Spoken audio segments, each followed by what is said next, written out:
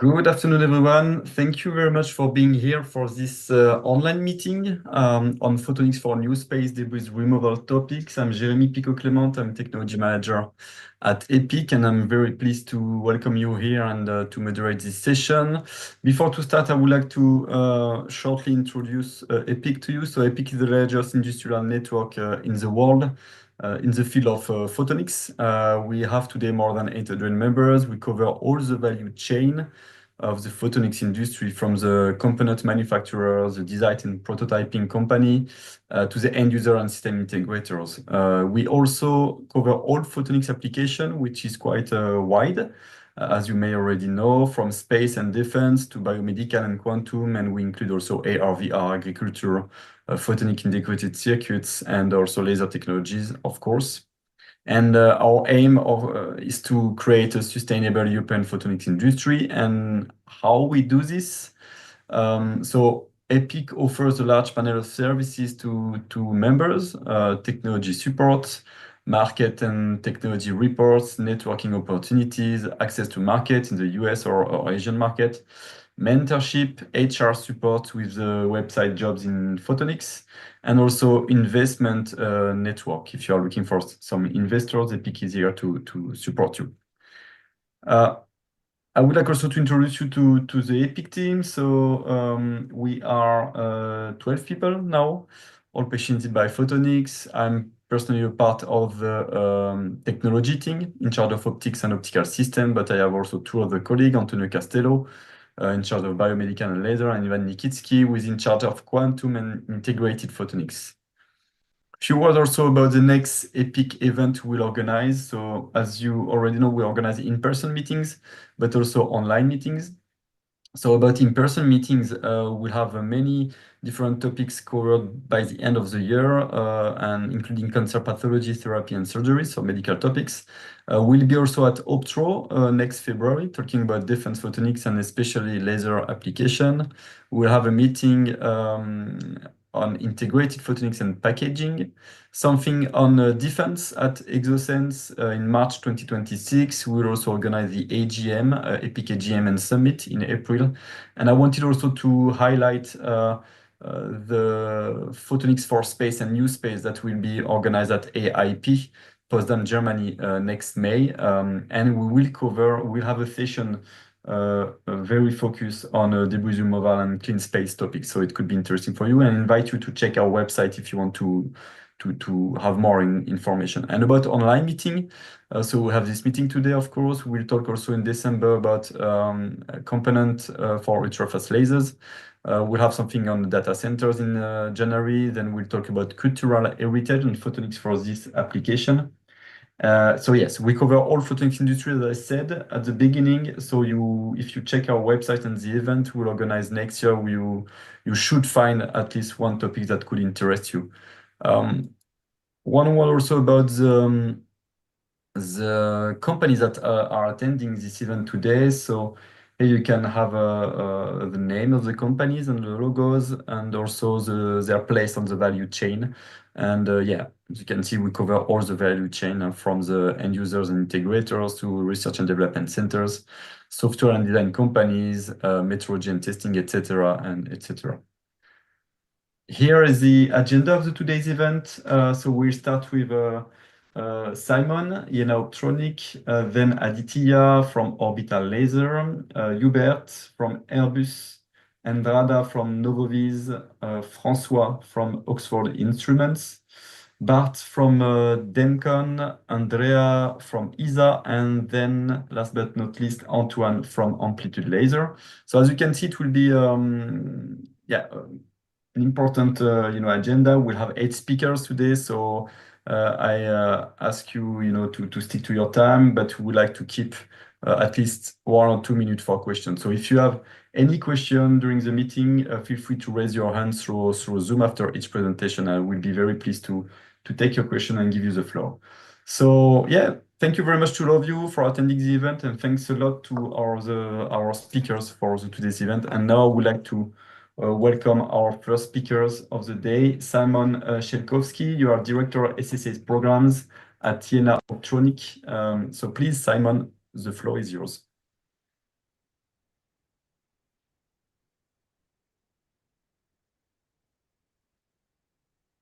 You're muted, Simon. So you can hear me now, I guess. Yes. Okay. And you can see the slide on the screen? Perfectly. Perfect. Okay.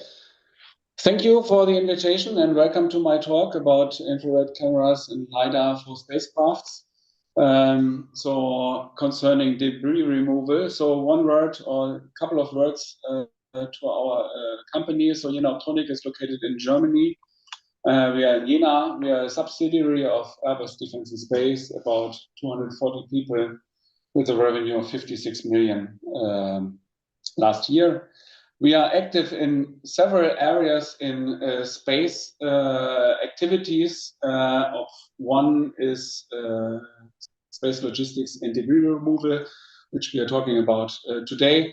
My main topic is space situation awareness, but these, let's say, use sensors from our sensor family, which are very similar.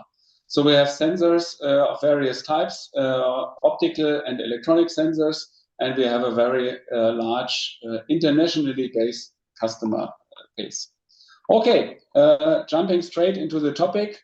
I guess everybody of you has seen some picture like that. So space is getting more and more crowded. There's even something that is called the Kessler syndrome. You can look it up on Wikipedia. It basically says that if there is too much in space, we are not able to exit the Earth anymore. And of course, this is something we do not want. That's why we need to talk about debris removal. To do that, we need at least three steps, probably more, but I'm going to talk to you about three steps. So one is the detection of the objects and the determination of their orbits. The second one is the approach to the object once I know where it is and what trajectory it is following. And then the third step is docking. All of these activities are supported by Optronik. So here you can see an animation which runs for quite a while. This is a field experiment which we did with one of our star sensors. On the left-hand side, you can see a star field where you can see yellow and magenta rectangles. This is basically where we identify stars, and we locate, or we basically from that derive the direction in which the star sensor is looking. From time to time, you see here some histogram popping up in 3D, and you can also see here some traces on the right-hand side. So because everything that is not a star is, of course, also detected. So like a couple of seconds, there will be another event here shown. So there it is.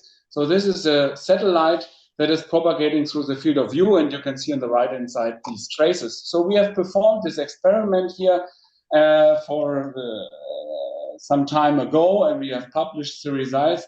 Basically, we were able to identify about 30 satellites in a very short amount of time, just by tracing them here in the field of view.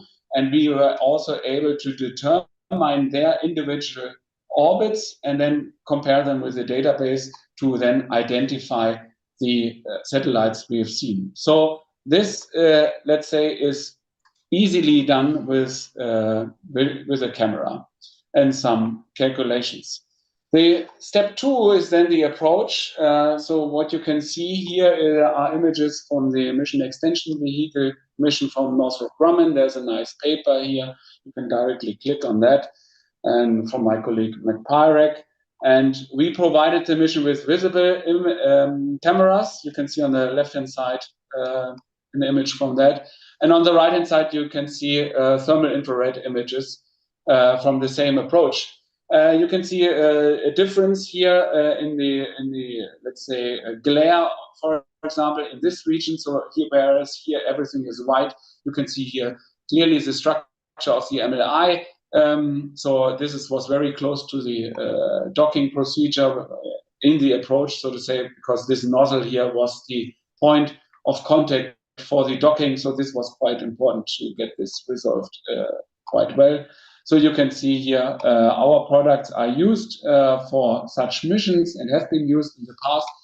And one of our new products is also in the thermal infrared. So we are hoping to support missions like that in the future with what you can see on the right-hand side.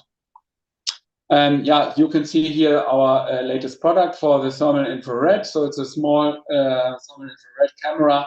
It's about 600 grams, uses a state-of-the-art microbolometer, which makes it, which is the reason why we can keep it so small and also do not need a large infrastructure. It's not cooled and therefore uses also very small amounts of power compared to other detector and cameras which operate in the long wave infrared, which is 8 to 13 micrometer roughly. We have two different field of views and also a shutter, which allows us to do a recalibration in orbit. Yeah, the last step then is the docking. And here we have our LiDAR and rendezvous docking sensor, which can perform a post-estimation in 6 degrees of freedom.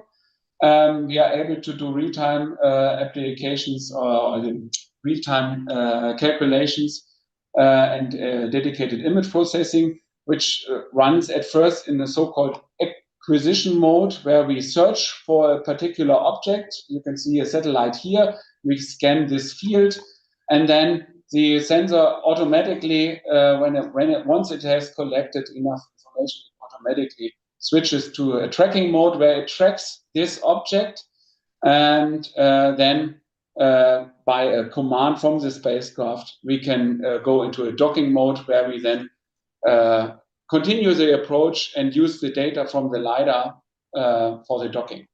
Just in principle, we have a scanning LiDAR, so basically there's a laser source which we combine with a movable mirror, and we send out a laser pulse, which we then reflect it back. We measure the time between the outgoing and the incoming beam. From that, we can measure the distance, and we do this. We scan the field of view with this mirror, and thereby we can generate images in 2D, but generate a 3-dimensional information where the third dimension is really the distance to the object. On the right-hand side, you can see an extract from the data sheet of this product. Yeah, so summarizing my talk, I hope I have shown you 3 steps which are necessary and also critical for the debris removal, orbit determination, and the approach, which can be done by visual cameras or thermal infrared cameras. And the third step is then the docking, which we can support with cameras as well, but also with our LiDAR product, the RVS 3000. Thank you very much for your attention, and I'm open for questions. Thank you, Simon. Thank you very much. Any question for Simon? You can raise your hand through Zoom.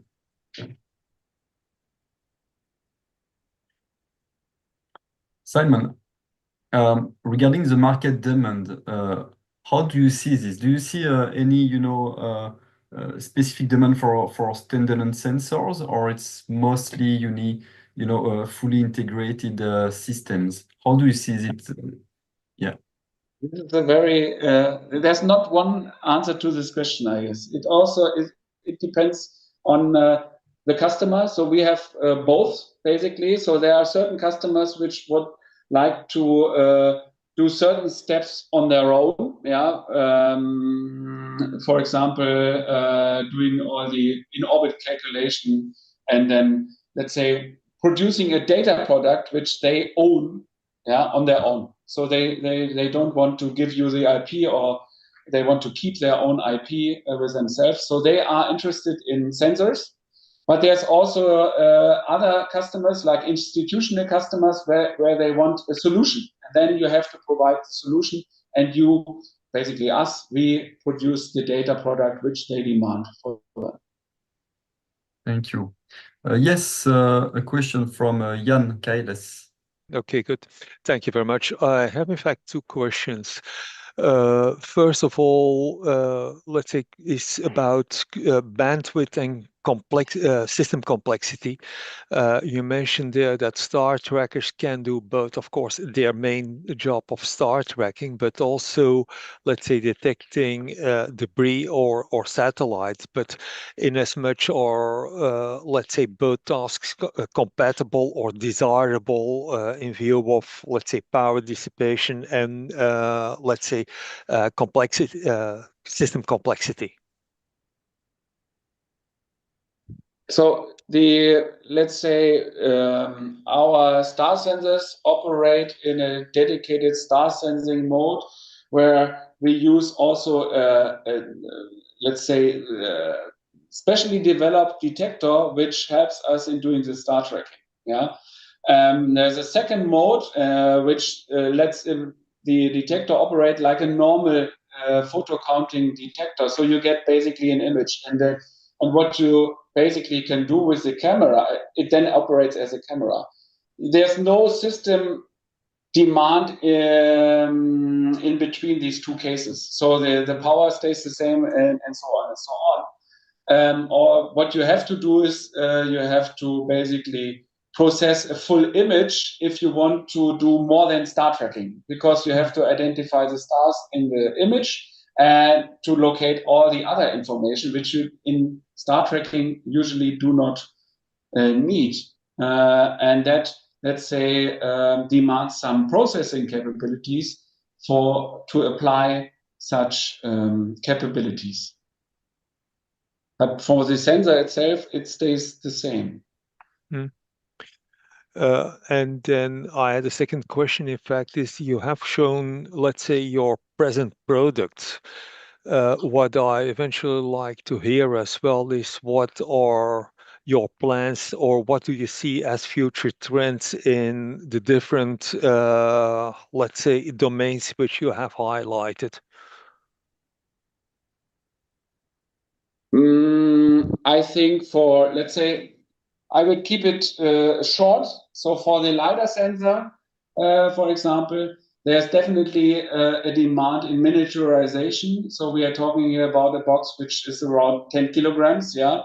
Power, to bring the power down, I guess, is more difficult than to bring the size down. So we are currently also going in that direction to have different photonics components identified and doing a miniaturization of that.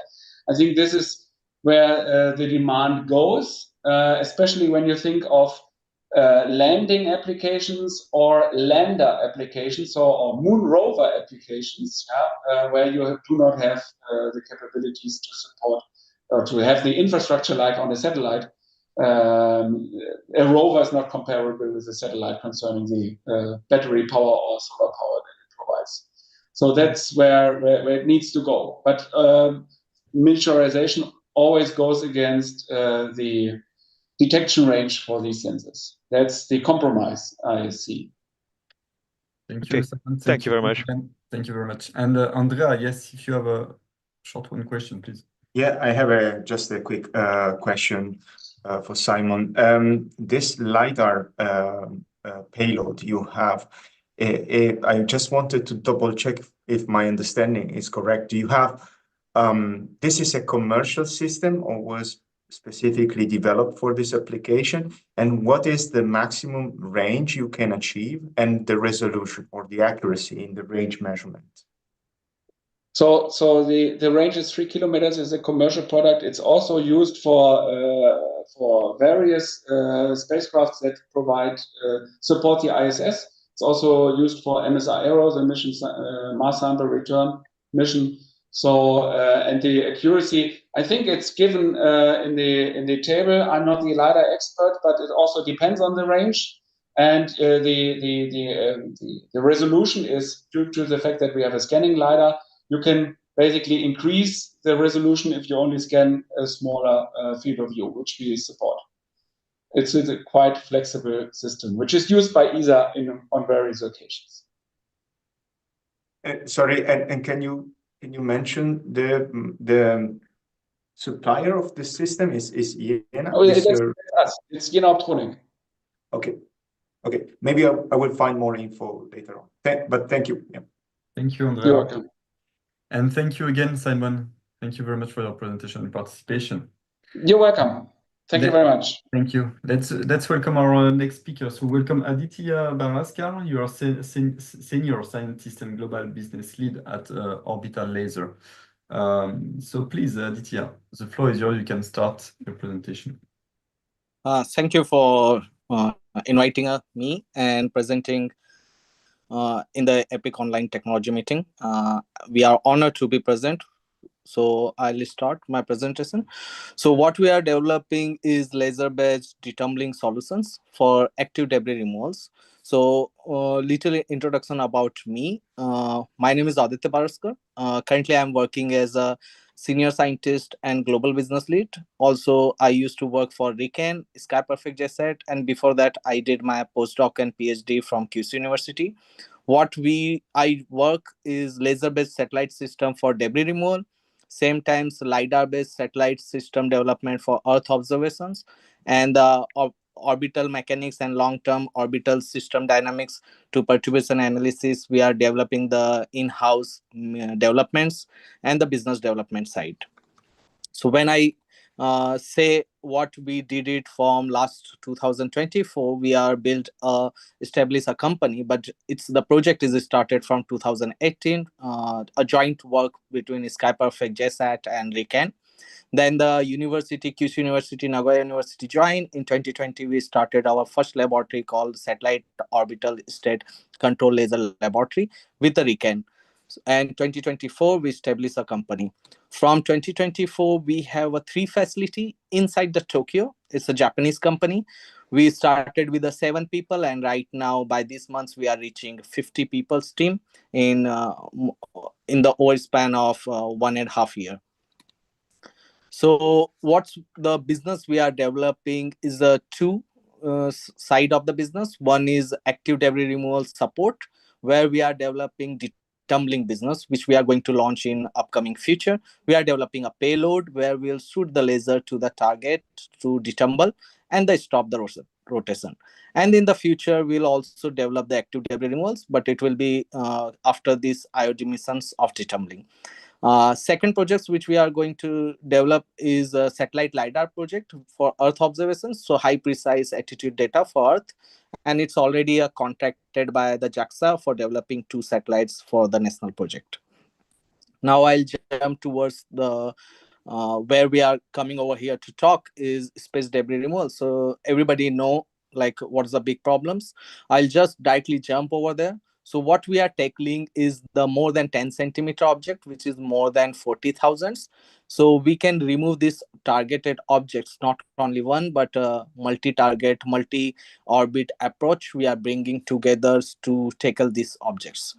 The first thing is what's the tumbling. So tumbling is the uncontrolled rotation motion of a satellite in space. It can be debris, it can be target, it can be uncontrolled, prepared or non-prepared target.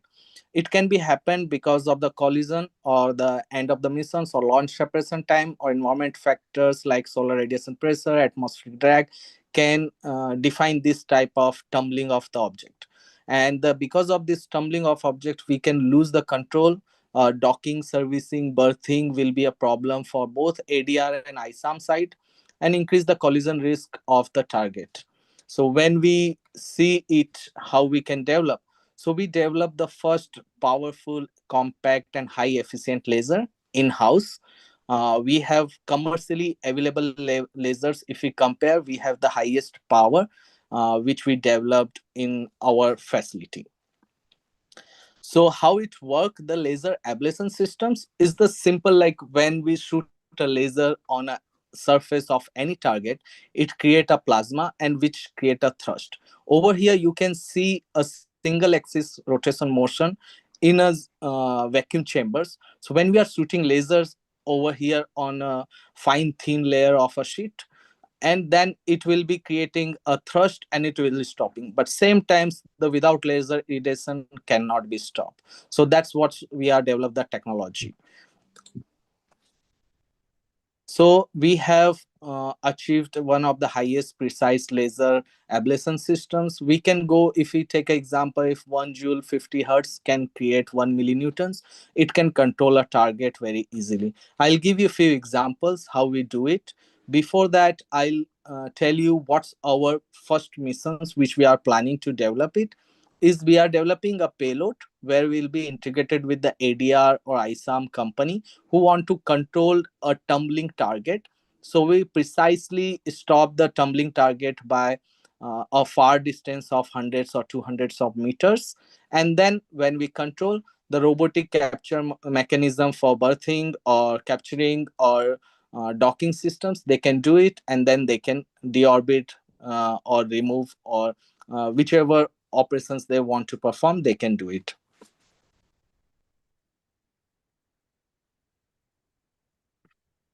Sorry. So if we see this, can you see my screen? Yes, yeah, all good. Okay, so there is some simulations of NVSet. So when we use NVSet model, which is a approximately 8-ton objects, and when we ablate it, approximately if it was a 1 rpm, we can stop the rotation in 3 months. And if it's like, which is the ISAR standard, we got it 3.5 degree per seconds, we can stop in 2 months. And this is what we develop it. Second target is consider a H2A body, which is the Japanese rocket body.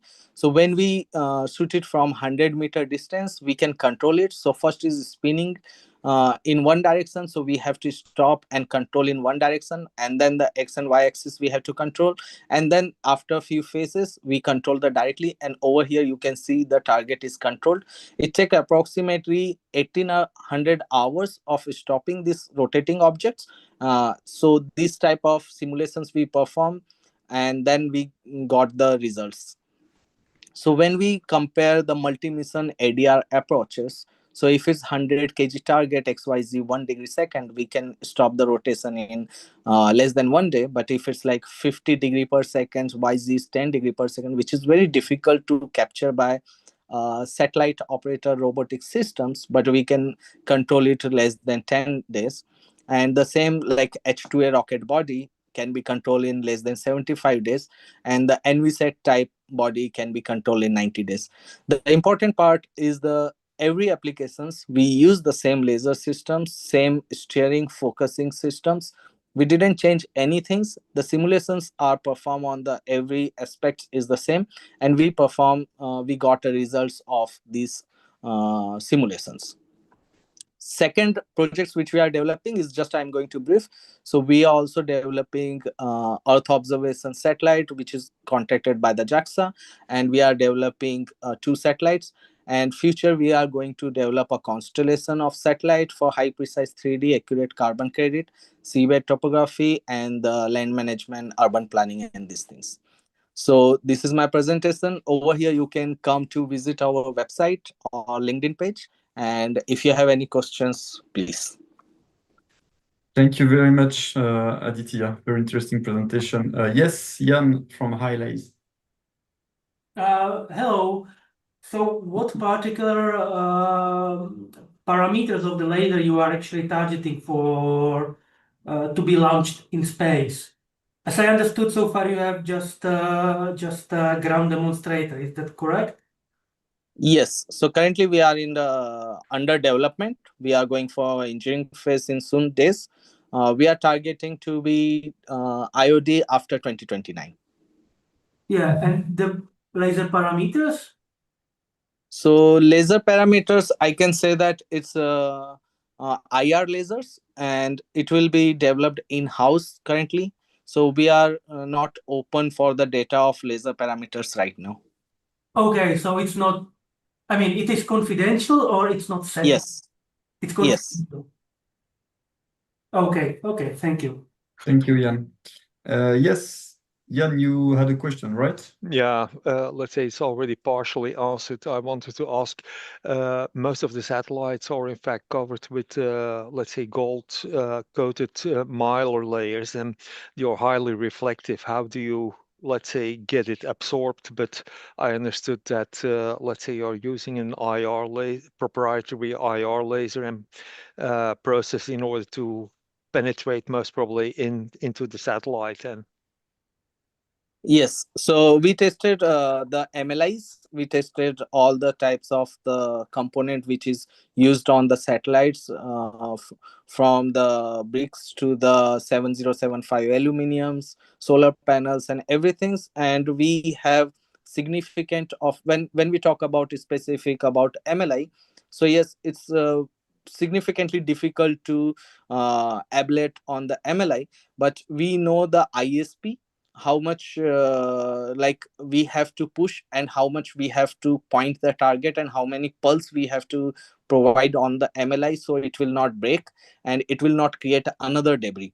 So that's type of algorithms we also develop, and it's more depend on the focus and steering systems with the algorithm, so we can precisely understand how many pulse we are shooting on a specific target. thank you very much. Thank you, Jan. And yes, Andrea from ESA. Yeah, I just have another quick question related to, perhaps I missed it. How do you control your maneuver? I mean, I don't fully understand. Once you are, let's say, modifying the spinning rate of your target, how do you have a camera? Do you use another system to monitor how the maneuver is going? Okay, so I understand. So one thing is like what in starting I explained, like we are not developing the satellite for first IOD. We are developing a payload. Inside the payload, there will be a laser terminal, there will be steering focus terminal, and there will be object detection systems also, which can detect from a far distance and understand, analyze every point of the corners of the satellites, and then map it out where we shoot lasers. So the funny part about laser system, when we shoot on a target, you shoot from 45 degree, 60 degree, or 180 degree if we can achieve a precise locations. But the ablations, the plasma thrust is generated always 90 degree to the surface. So that's how we understand algorithmically, like when we are shooting, the future condition of the target will be this much, and that's how the future condition we acknowledge. We put in a closed loop system using our object detection system, and then we shoot lasers. Then again the closed loop system will be continuously, and then we understand, like, okay, precisely our target, what we want to achieve, that much rotations we are achieving, the XYZ directions we are controlling, and that's how we stabilize the target. Thank you. Thank you, Andrea. And last question from Jérémy Dain from Picot-Clemente Photonics. You are muted, Jérémy. Hi, sorry, it's a mistake. I didn't request a question. Okay. So you're okay. Sorry. No problem. Yes, Andis from Genome Space. May I please ask, what's the power of the sensor? Like, how many watts is it? Okay, so I'll say the power of our total payload is less than 400 watt, which include the mission OBC, object detection system, steering focus, and the laser system also. And it's very, like, consider 1/3 of the total power we are using for laser sight. Thank you. And last question from you, Leonard Florian for IOSB. Yes, thank you. I had a question regarding the coupling factor that you have displayed between the effective moves and the incoming power from the laser. I've seen something like 20 micronewtons per joules. I was wondering what kind of surface you have tested to compute this value. So we tested multiple objects, but those values are the significant on, consider aluminum 7075, which is mostly available. And then also we tested on the heat sinks. So if we get a target and if it's like a satellite, so we want to use the heat sink of the target, so it's more precise, more easy to ablate on the surface. All right, thank you. And I had a question as well about the power. So you said 400 watts Yes. for a laser that would be supposed to shoot at 100 meter. Is it correct? Yeah, we can shoot for 200 meters. That's our current scenario we are developing, because 200 meter is very precisely we can understand the target, and also we can use the steering focus for beaming. So that's why 200, 100 meter is good sweet spot. We can go nearby also, as much as we need to control the target. If it's like very small, so we have to go like 50 meters or nearby. But if it's like a NVSat or H2A rocket body, 200 meter is a sweet spot. All right, thank you. Thank you, Leonard, and thank you again, Aditya, for this nice presentation. Thank you. Thank you. Thank you very much. So let's welcome our next speaker, Hubert C. from Airbus. You are Chief Engineer. Hubert, if you are here, you can share your screen and start your presentation. And you are muted. Can you hear me? Yes, all good. Very good. Can you see the presentation as well? Yeah, as well. All right, then we are set up. Thank you for the introduction. I have the pleasure here to present the outcomes of our instrument development that we did in the scope of the ESA Wisdoms mission. So I led the development of the SBOC, this instruments, the space-based optical component for a debris detection mission in the Wisdoms context, and therefore my presentation will cover also mainly the first part of debris removal, namely finding the debris objects. So, okay, first of all, I will give you a brief mission context. Then I will highlight the primary use cases of our instruments. I will go a little bit into the actual instrument design, tell you a little bit about the onboard processing that we are doing, and finally conclude with a short outlook. So first of all, bringing it into context. So Wisdoms, the Wisdoms mission is the acronym stands for Verification of In Situ Debris Optical Monitoring from Space. So it's a not so handy acronym nonetheless. The main focus of this mission is to first of all find space debris. Probably you're aware of, so from ground you can, by optical means, you can detect space debris up to a size of, or down to a size of 15 centimeters. With radar you can go down to 5 centimeters or a little bit below. And this mission is focused on detecting even smaller debris objects. So at a very close range, we can go down to 1 millimeter sized objects. And the goal of this mission is to first of all demonstrate the capability of cataloging this sub-catalog debris objects, so 5 centimeters and below, or 1 centimeter and below even, and also to demonstrate the in-orbit tracking capability. The launch was initially planned for 2028. The instrument was developed to be hosted on a small satellite platform, so roughly 200 kilogram in size. The mission duration is roughly 1 year, and we would be situated on a medium low Earth orbit, 700 kilometer altitude, ideally on a sun-synchronous dusk-dawn orbit, which is ideal for this kind of debris detection. So the primary use cases. So first of all, we have the surveillance use case, which means that the instrument is inertially pointing, so basically looking at the fixed sky. So the stars appear static. The debris objects will move through the field of view and create a streak inside in the image, which is then detected by the onboard processing, and from the streak parameters like light curve, angular velocity, and x and y direction angles, you can infer the orbit parameters of this debris object. So this is the primary mission use case. This serves the cataloging of small debris objects. And our secondary use case is the tracking, which means that basically you have the spacecraft following a certain orbit path. So here, for example, shown in purple, this is a highly elliptic orbit, or in green, a geostationary orbit. In this case, basically the object will appear as a point object, while the stars will appear as tracks. So I also have some nice videos to show you or to illustrate this a little bit more detail. So on the left side, you see the surveillance mode. The stars are fixed, and you see two different objects moving at different angular speeds through the field of view.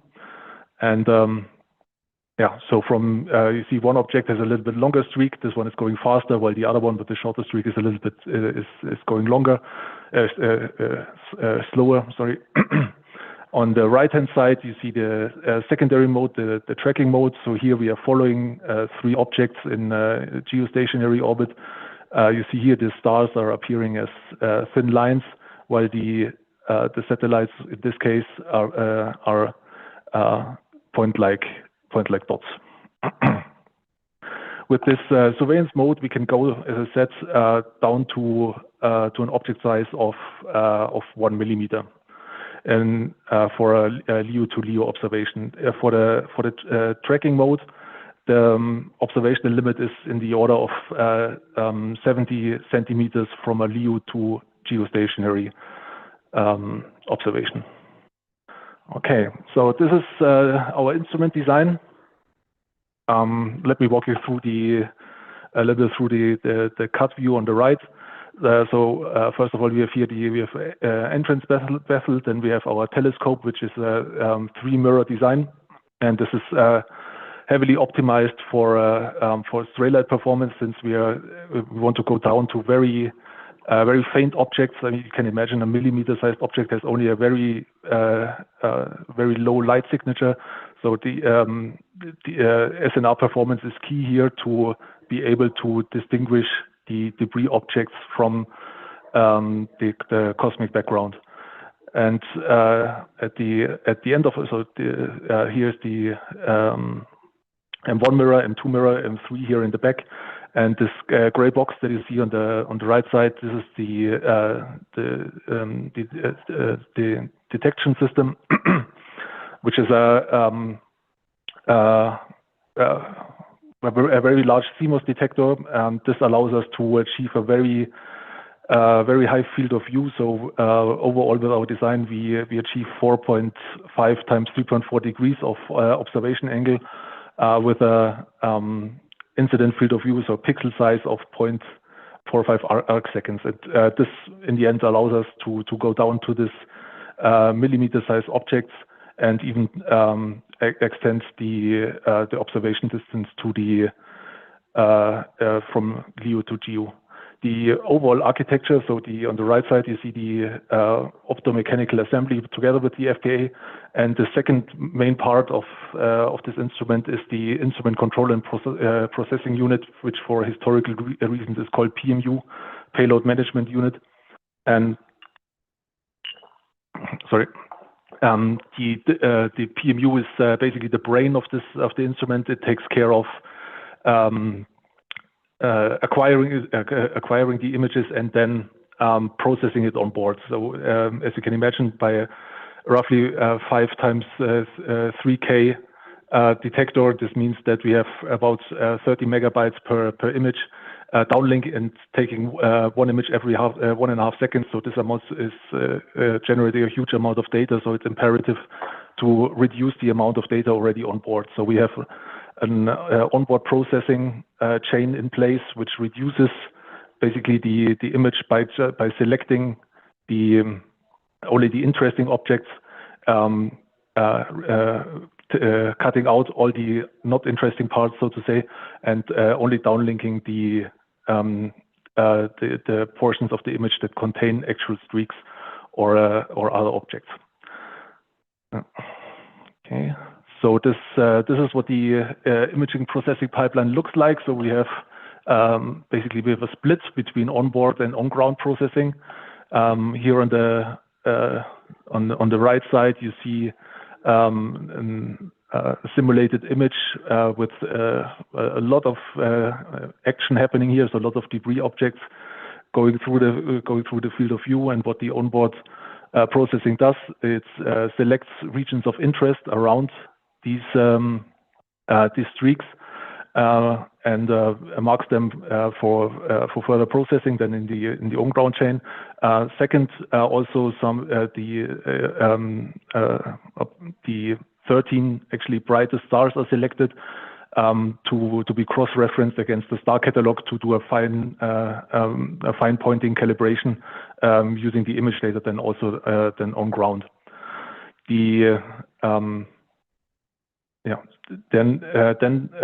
So the data reduction is basically throwing away all the stuff which is not inside the boxes. It's more or less zero padded and then rise encoded to save a lot of bandwidth then for the downlink. And then on ground the process is more or less reversed, and a proper image detection algorithm is run over this reconstructed images to extract only the streaks and the streak positions and infer from them the orbit parameters of the streak.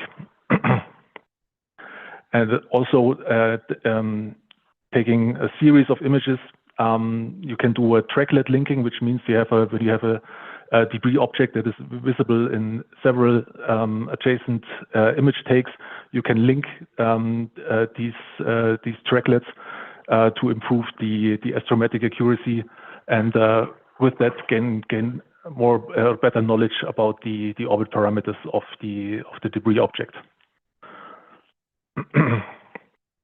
Yeah. So the overall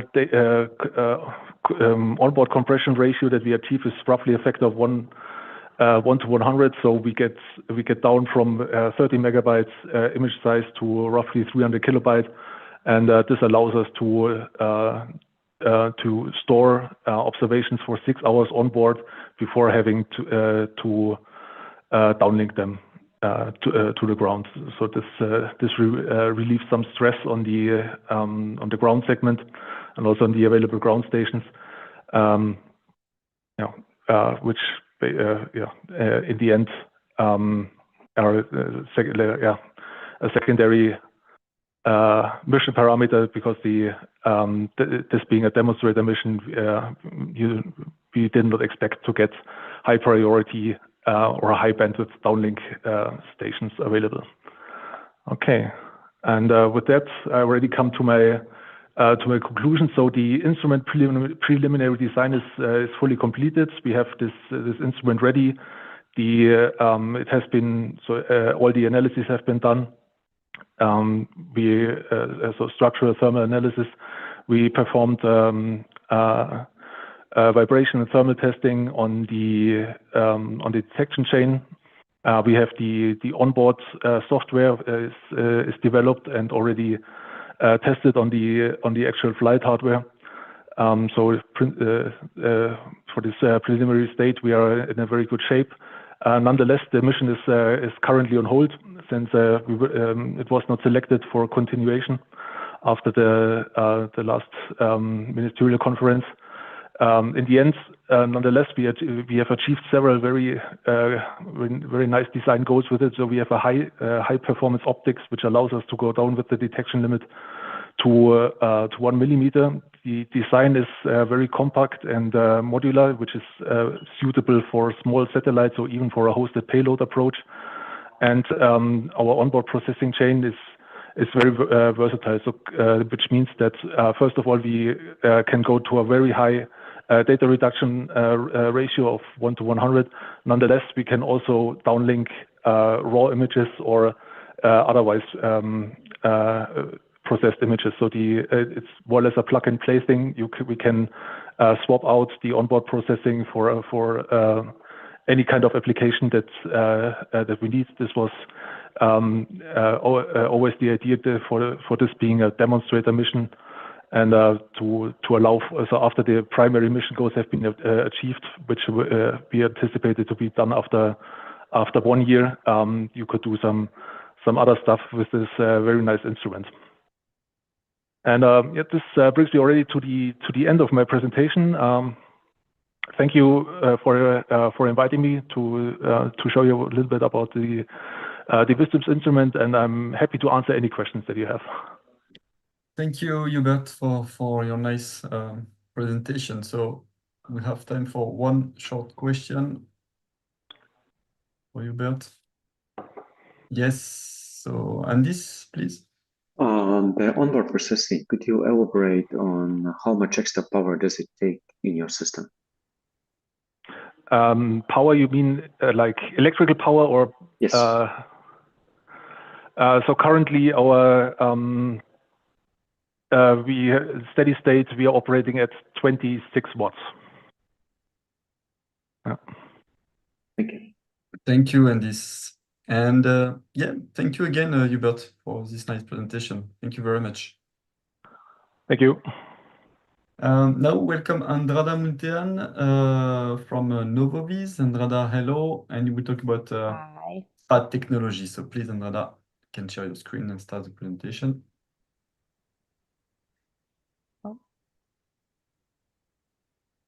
Oh. Can you see it now? Yes, not in presentation mode. Yeah, it's not all good, all good. Now? All good? Okay, cool. Just give me 1 second to move this around. Yes, so hi everyone, I'm Andrada and I'm the CEO and co-founder of Novovis. We are a fabless semiconductor company which designs computational single photon imaging sensors. We are based in Neuchâtel in Switzerland, a small city between Lausanne and Bern. And let's go directly into the main subject. So I'm going to discuss a bit about the single photon avalanche diode SPAD technology node, what it is and how it can be used, and how it is actually used for space debris in particular. So SPADs are type of avalanche photodiodes that are operated in Geiger mode. So they are biased above the breakdown voltage.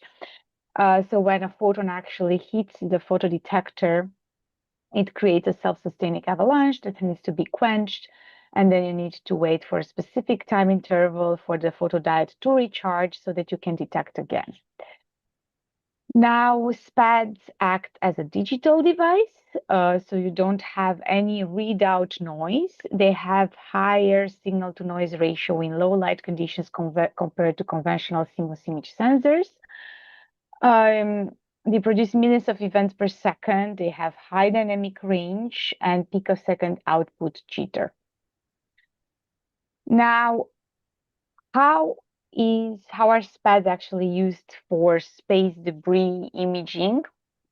Well, they have 2 main advantages that we need to focus on when it comes to debris imaging. So the higher signal to noise, they have actually higher signal to noise ratio compared to CMOS when they are operated in low light conditions.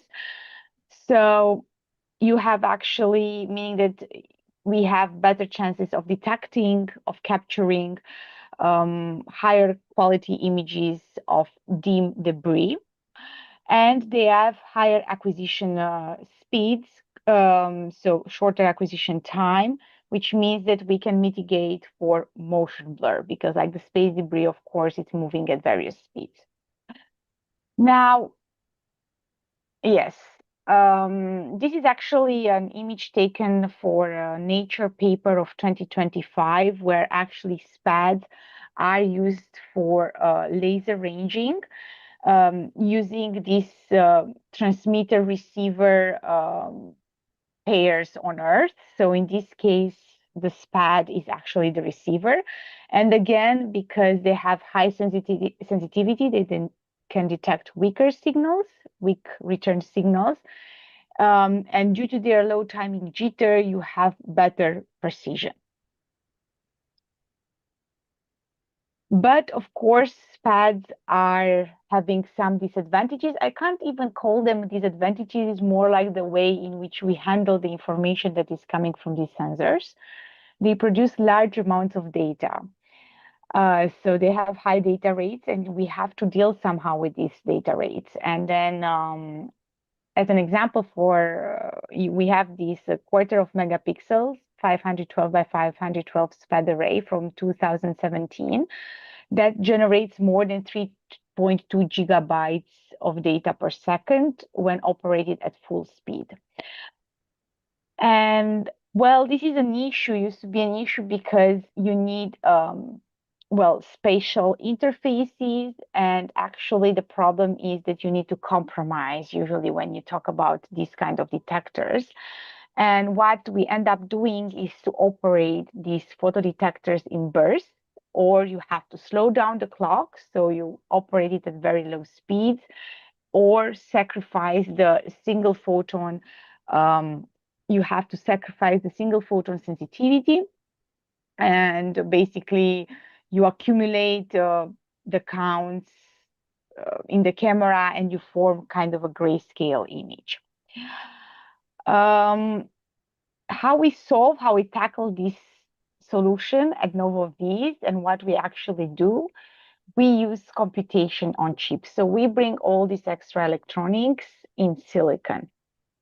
And by doing this, we have high-speed parallel processing exactly on the sensor plane.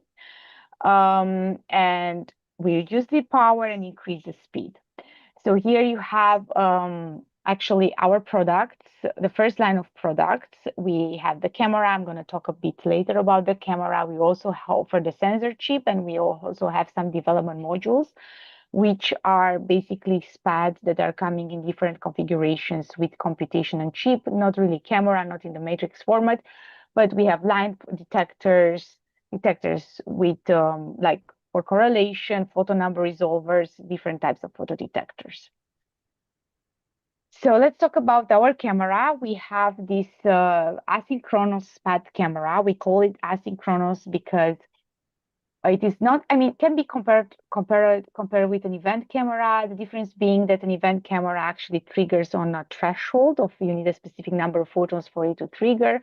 Well, in this case, actually, you have it triggering on a single photon. So it's a camera that produces binary frames. It's a 64 by 48 SPAD array, event-driven output, as I said before, that it operates at 100 million frames per second. And it's USB 3. So it's very easy to plug and play in your system. Here you have on the right a picture of the camera. It is the same camera, showing the fact that it can be coupled with off-the-shelf lenses. You don't need anything special for it. It is the fastest and smallest SPAD camera, smallest in the sense that it's 3 by 3 by 3 centimeters cube SPAD camera on the market.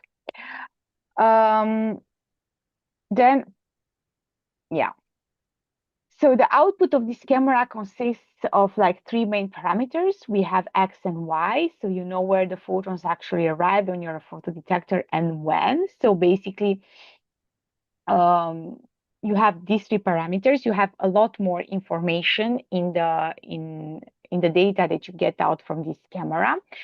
And you don't have to be deceived by the small 3000 pixel format. So as you can see here in the plot on the right, even at this resolution, operating at this speed would be impossible without our computational architecture that we have in silicon that actually reduces the bandwidth by 2 orders of magnitude. All right, and here we have an example. It shows the fact a few cars on the street that are photographed with a SPAD camera in a classical, compared to a classical image where the fast-moving objects usually tend to are blurry because the cameras are not that fast. If we take advantage of the high binary frames, we can actually, for SPAD camera, we can compensate for the movement and selectively focus on each car, even if it operates at different speeds, of course. So if we use more advanced algorithms, we can actually even ignore the movement of all the objects in the scene, regardless of their speed. So this again actually loops back to the advantages for debris imaging, of course. And as the cherry on top of the cake for us is the fact that we have already launched, already sent to space in low Earth orbit a SPAD camera. So it's the first SPAD camera that reached outer space, which is, of course, a large milestone for us. We wanted to validate the robustness and the reliability of this technology. And we've evaluated the effects of the LEO environment on the sensor over the course of 3 months. And we are actually happy to report that there were no performance degradations. And of course, we will continue to investigate the use of SPADs for debris monitoring and, space situational awareness from the orbit. And we have also recently, we have also recently announced an in-gas SPAD array coming. Why does it keep doing this? Okay, in-gas SPAD array coming for shortwave. It really doesn't want to say shortwave infrared. Yeah, shortwave infrared imaging. So anyway, this type of detector improves the ability of actually ground-based stations to monitor debris during the day when you have to actually deal with the sky, with the brightness of the sky, with the sun. So thank you very much for listening to my presentation. And yes, please let me know if you have any questions. Thank you. Thank you, Andrada. Thank you very much. Yes, Optronik from Amplitude. Yes, I have a question concerning the validation you've done recently and sending a detector in space. Have you made some specific efforts towards radiation testing in order to validate before launching this detector? Radiation testing for the low orbit environment, considering No. neutrinos, proton particles from space? No, for us, I mean, we have, I mean, in the lab. So I was part of. I finished my PhD at the PFL. I was part of the lab. One of the students, I know, they studied the radiation effects of SPADs in the various conditions. However, it was not the case for the photodetector that we have sent to space. So for us, the radiation effect happened directly. So we went directly for the mission, full in. And we didn't expect a specific outcome, so we didn't have a specific threshold there. We were just curious, of course, exploring a bit the environment and seeing like where this goes. However, we compared, for example, dark count. So we checked the dark counts and how it performs in various noise conditions, like seeing how we have tested it like in a normal environment here on Earth, compared to what it's like what it delivered when it was in low Earth orbit. But it was not a comparison if your question was like studying for like checking for radiation effects here and then sending it to space and checking there. This was not a comparison. That was not an experiment we did. Or the other question was, have you designed your system so that it is tolerant against radiations? Like not the SPAD per se, the electronics, it was for not really the sensor, right? So our strength stays in the sensors, in the CMOS chip. So the chip itself, for that, no. However, of course, the encapsulation, I mean, I showed pictures of the camera. That was not the encapsulation that we used for sending into space. We used different materials for the PCBs, for like wrapping up the entire photodetector so that it, of course, can be launched to space. However, the photodetector per se, with like the sensor itself, no, it was not a specific design for that. More Okay, the thank you. enclosure. Sure. No. Thank you, Antoine. Yes, a short one, please, Jan.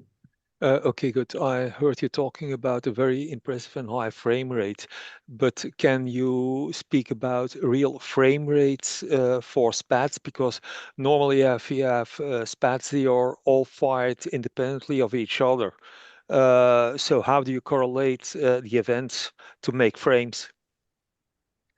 For us, it's not really a frame, it's a continuous binary. I mean, we call it, okay, it's a frame rate, but it's actually the speed of the, it's like the clock speed. It's like a continuous output stream, binary stream, right? And then it depends on you where you actually set up like the frame window, like if it has to be like in terms of microseconds, a million, you accumulate as much as you want. But for us, it's a continuous bit stream. It's a binary frame rate. That's how we call it, a binary frame. It's not like a frame, take a picture and that's it. No, it's continuous. Basically, you have a photon that hits the photo detector, you get X, Y, Z. You have another photon, X, Y, Z, X, and you just get the ones. You just get the pixels that fired. However, you don't get any zeros, so you don't read the entire 64 by 48. Operating in low light levels, of course, you don't have all the pixels in the array firing usually, right? So for us, the increasing speed happens because we have this computation on chip, this filtering that actually we send out only the useful information, like real time, like photon comes, photon out, photon comes, photon out. You don't continuously need to read the entire photo detector. So, and there you build up, you define your frame window for how long you want to accumulate, for what you do post-processing, it's up to you. But we call it binary frame rate, not really literal frame rate that you get with a camera. And then, of course, you can build up the entire image based on the on the count, but they on the are count. Yeah, yes. Understood. Okay. Thanks. Thank you, Jan, for your question, and thank you again, Andrada, for your presentation. Thank you too. Thank you. So now welcome François Yaya from, so you are product manager at Oxford Instruments, and you will talk about high-speed with SWIR imaging for the detection of space debris. So please, François, the floor is yours. Thank you very much. Going to share my screen. There we go.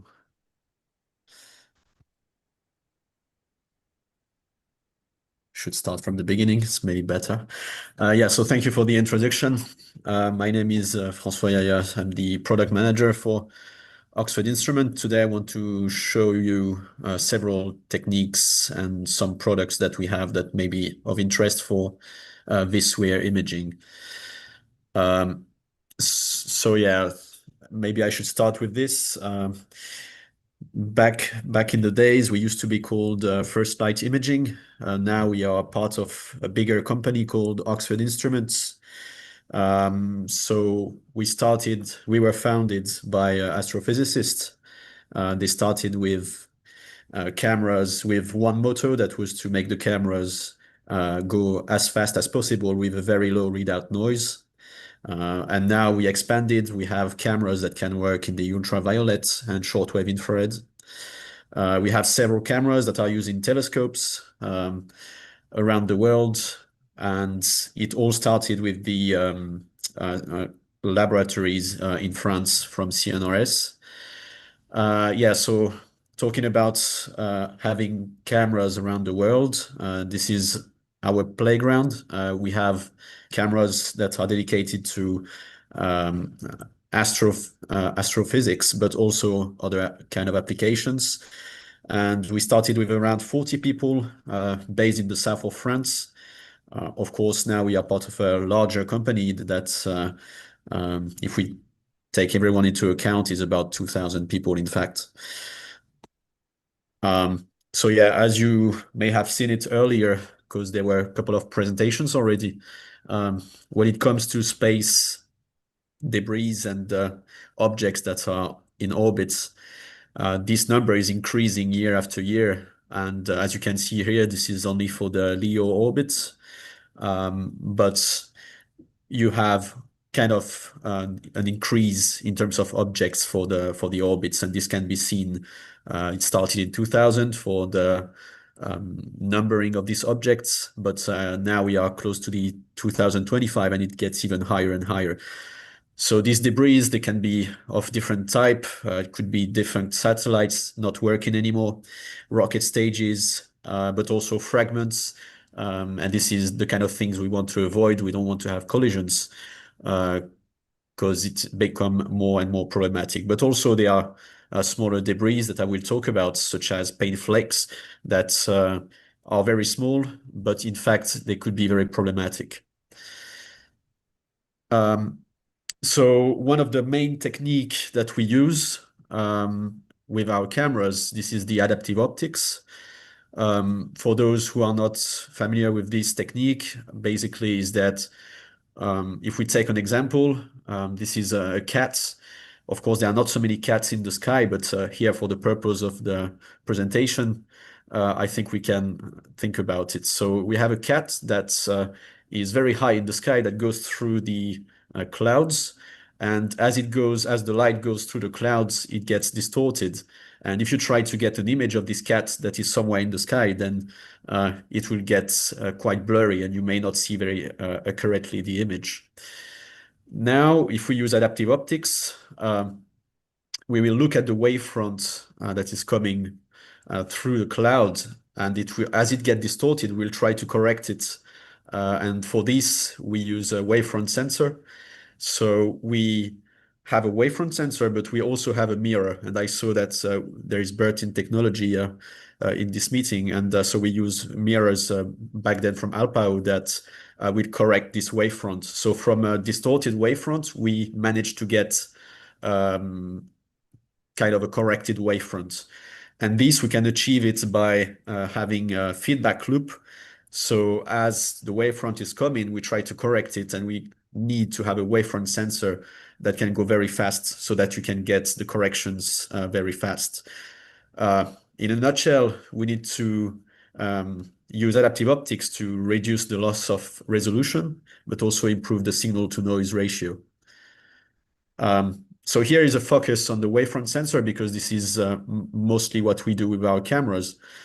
We have cameras that can be combined with a Shark-Hartmann. So the idea is that you have the wavefront that goes through this microlens array, and it will give you an idea about the position of points of the wavefronts so that you can correct it afterwards.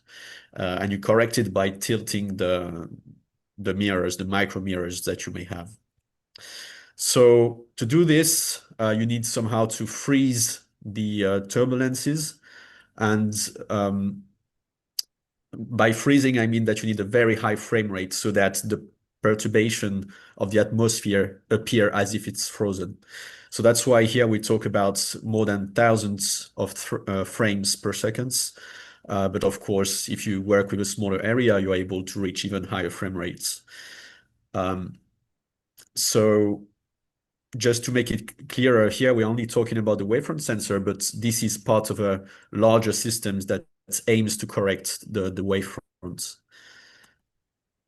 Here is an example as we talk about space debris. This is a satellite that is the Racers DK1. And here we used adaptive optics and CCD sensor, EMCCD sensor to use it as a part of an adaptive optics system. And as you may see on the picture, I would agree that it seems pretty blurry, but according to the technique we're using, it's pretty nice already. Why is it pretty nice? Because in combination with the telescopes, this is what you would be able to see. And here you can see that you have the solar panels on each side, but also you may have a sense of the rotation of these debris as it is moving in orbit. So the use of this technique here gives you a nice sense of the shape of the object you're trying to image, but also the behavior and possibly the you may have angular resolution at the same time. So this is mostly used for space situational awareness. This is something we try to expand. But this is also the case for as we have more and more debris into space, it comes to the legal and environmental obligations. so that we have to minimize the space pollution. And if you want to minimize the space pollution, first of all, you need to be able to detect the debris in the sky. So here we mostly focus on the detection of these debris. But I wanted to emphasize on the fact that the technique I showed before was based on the visible range. Here we have the shortwave infrared. So this is the silent spectrum between 900 and 1700 nanometers. And the advantage of this wavelength is that it has better penetration through the atmospheric layers. And you can also get imaging during the day and the night. So this is something that is particularly interesting in the defense, because you may need to image through several kind of conditions. But you can also use it to sense and also to get images from satellites that are not only in LEO, but even further in geo orbit. Here is another technique that we use, also based on adaptive optics, but if you use interferometric technique, you can combine telescopes so that you have a bigger resolution. Of course, here is a scheme, a very simplistic scheme, but it gives you an idea of the way it works. So when it comes to satellites in geo, they are very faint. You may not see much light coming out of it. However, with a proper detector that has very low readout noise, but also that have very low dark currents, but also high frame rate at the same time, because we are dealing with adaptive optics, you may be able to see objects that are further. And here we talk about big distances that are further than 30,000 kilometers away. So that's why the shortwave infrared can be interesting. Just a small overview of what we can also do is that if you look at space debris, I think it was mentioned before that if you used techniques based on ground, you may see objects of down to 10 centimeters approximately. But if you want to see objects that are even smaller, you may need other techniques, and you may need to see it directly from the sky. So just to give you an idea, if we have a sphere of 1 centimeter in diameter, this is something comparable to an object of 180 kilograms traveling at about 100 kilometers per hour. So it means that even the small objects can be very important in terms of damage that you can have. And here is just a small graph that shows that even for the smaller diameter objects, you may have very serious damages. So there is a need to see such small debris. And here is just an overview of products that we have. If we talk about the shortwave infrared, for example, we have this C-RED one, which is the fastest camera and the most sensitive SWIR camera in the world. It is already used in places around the world, and telescopes especially. We have the OCAM that was used with the use case I presented on the previous slide for the satellite to see it in orbit. So this is used in combination with adaptive optics. But also we have this C-RED new space that I wanted to show here. It's a product that we have that is meant to be used in LEO orbits, but also in the shortwave infrared range.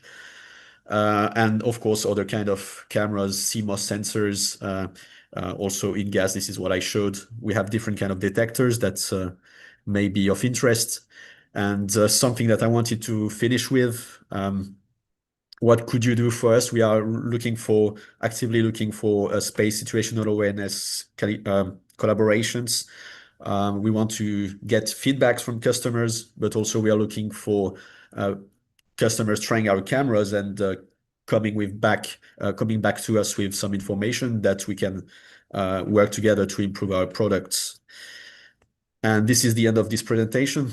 Thank you very much for listening to me. If there are any questions. Thank you. Thank you very much, François. Any question for François? Yes, Hubert, please. Just a quick question on the wavefront sensing. What kind of input signal do you use for the wavefront sensor? Is it an artificial guide star or a real star, or?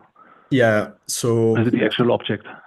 yeah. So we have so it depends on the camera, but like we have a mode for natural gas stars. So we have cameras that are using the sodium layer, so that's you can use it as a artificial star. But this is the way we use it. Yeah. Okay, thank you. Thank you, Hubert. Any other question? Okay, so thank you very much, François, for Thank your you nice very much. presentation, and thank you for your participation. We can welcome our next speaker now, Bart van der Laar, system engineer at Demcon. Bart, you can share your screen and start your presentation. The floor is yours. Okay. Can everyone see my screen? Yes. Okay, lovely. So indeed, my name is Bart. I work for Demcon High-Tech Systems in Delft, which mainly focuses on the domains of quantum and space. And I'm especially a system engineer for the space domain.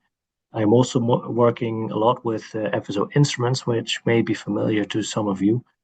And in part, I also work in inflatable structures for space, where I focus on today specifically on the space debris mitigation.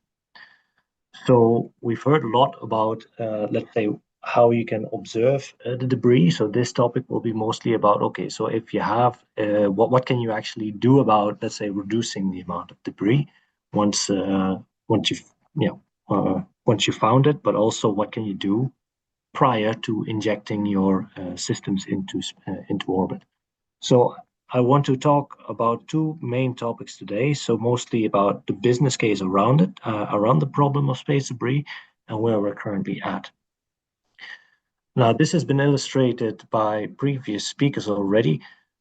So space debris is a problem, and it's a problem that it doesn't go away fast enough by natural decay compared to how much we inject into orbit. And the amount that we inject into orbit is only increasing. Now, why is this specifically a problem? Because most of the popular orbits are all, let's say, concentrated in about a donut-shaped volume at LEO at around 500 kilometers altitude. Apparently, that's where we like to be. So, and that area is becoming increasingly congested. Now, there are several things you can do about the space debris that's already up there. So, for example, if we start from the right, there's a mission on by ESA, ClearSpace, so which develops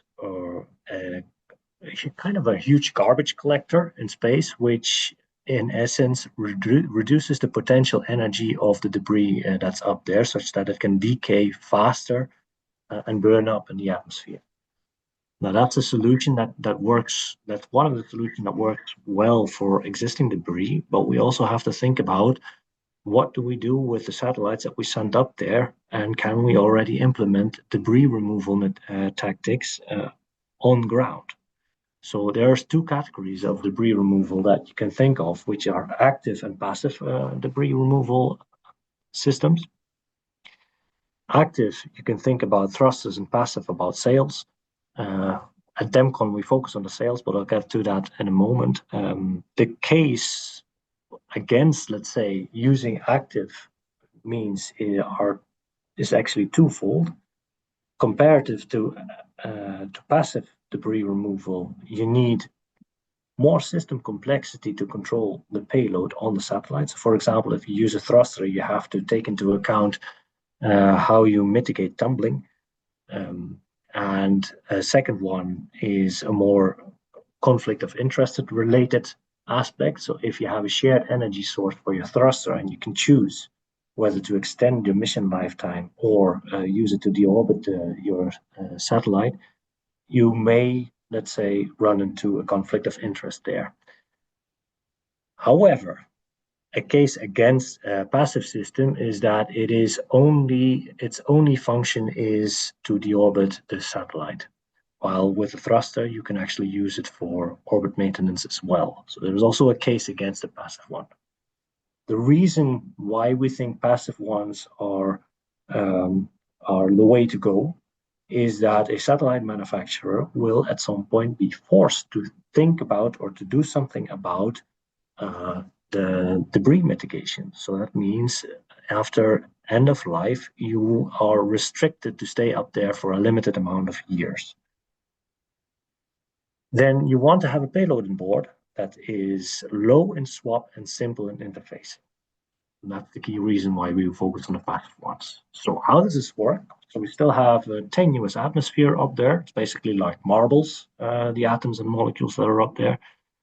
So still, let's say the idea of drag works there, and that helps us to reduce the potential energy of the satellite by which it's decreasing, let's say, or by which this will decrease the orbit time and disintegrate further. Now, we base our whole idea on inspired by an ESA tender some time ago, which gave us, let's say, some of the key parameters and constraints for this system. Now, a little bit on the market. If we only focus on the European market, let's say, then we see that a large part of the constellations are optical communication systems, which is also an area I happen to work in. And we see that especially for the sustainable business case, so for the oncoming decades, we see that multiple hundreds of spacecraft per year are being launched, for which a deorbiting system is a viable solution to put on there. So this is, for DEMCON at least, a driver why we focus on developing such a system. There are already, of course, systems in the market. Also, there have already been in-orbit demonstrations, of which a NanoSail D2 and a CAN X7 are here on the slide. Also, InflateSail in the past have shown a successful deorbiting mission, and ADEO is a commercially available payload which uses tape measure springs instead of inflatables to expand the sail. The reason for why we use inflatables is that we believe that with inflatables you can reach a higher packing ratio, because the thing that extends the sail, so the gas in our case, you can store in a way smaller volume than the tape measures themselves. Of course, there are some disadvantages, but we can come to that in a moment. So also these areas, what you see here, are generally in the order of 10 square meters, which is more than enough for the size of satellites that you see here. So the prototype that we're working towards, this is just a 3D printed mock-up to get a bit of a sense for it, is a 1U payload of about 1 kilogram, which has 4 inflatable booms that expand the sail once it's time to deploy. So basically the sails, the booms, they move upward and angle outward and then are inflated. And the gas canister or the cool gas generator is stored below along with the electronics. And that's it. So it's very much a very highly mechanical system. The key performance parameter to design such a system is the drag area orthogonal to the velocity of the satellite compared to the mass ratio. So, and what we've done is to see whether we could develop a feasible payload, so where we can actually store the booms and the sail in such a small volume, is to see, okay, can we actually create something that allows us to comply to the minimal or maximal orbiting time that we are allowed to stay up there. So what we've done is we build a model based on the known acceleration influences, let's say, of the nearby solar system, so up till Jupiter. We've used, let's say, the known atmospheric density models in industry, and then based on that, given some known deorbiting profiles of satellites that have, mind you, no drag sails, but at least allow us to verify this type of model, we come up with this area to mass ratio curve. So, and what this tells us is what the minimum drag area should be, orthogonal to the velocity vector, for a satellite of a given mass. So if we have, for example, a satellite of 10 kilograms, then we need a square, or then we need an area of about 500 square centimeters, which is about 25 by 25 centimeters, which is about this actually. So the model that we built is a one-to-one in terms of size, which is smaller than the demonstrators, which also makes sense because the demonstrators are intended to deorbit a satellite, let's say, in less than 100 days, and we're actually aiming to, okay, if 5 years is something that we have to comply to, then we'll try to stay just within those 5 years. Now, why search for that limit? Because if we can limit the amount of stuff that our payload needs to be cramped with mass, that allows the satellite manufacturer to have swap over for other payloads. Now, one of the things that I did not mention, the electronics, they will be stored below, let's say, they will be tucked away behind or below the mechanical structure, and that's for two reasons. We want to have the electronics as simple as possible because it needs to survive the radiation environment for at least the duration of the mission, and then only actuate when it is intended to actuate. So the mechanical housing is there also to protect against total ionizing dose, and we'll keep the electronics as simple as possible. So monitoring the PPS of the satellite, for example, such that the risk of single event upsets is also minimized.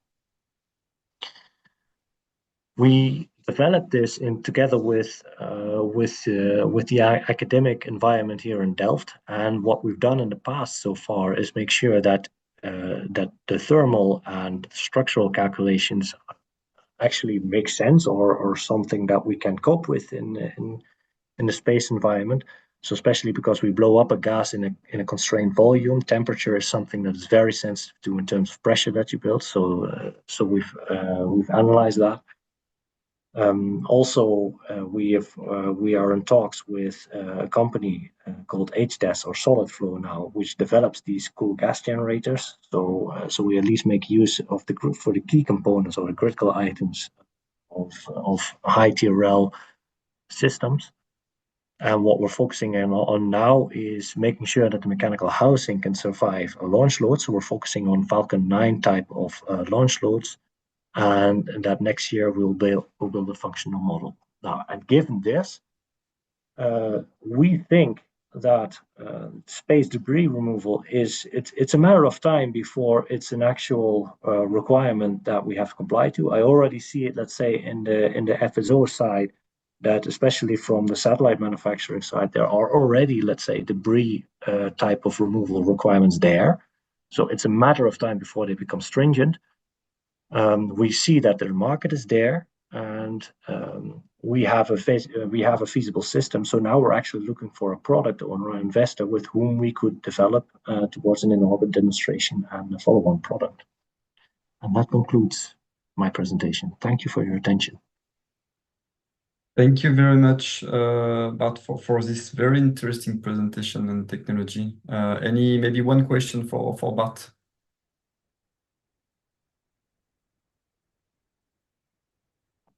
So, Bart, do you expect any deorbiting regulation to make your drug sales mandatory for small sat in the near future? Do you expect something from this? What I expect is that I've seen, at least in one of the ISO norms, that for now the deorbiting decade lifetime, let's say after end of life, should be constrained to 25 years. Maybe that's going to be more strict.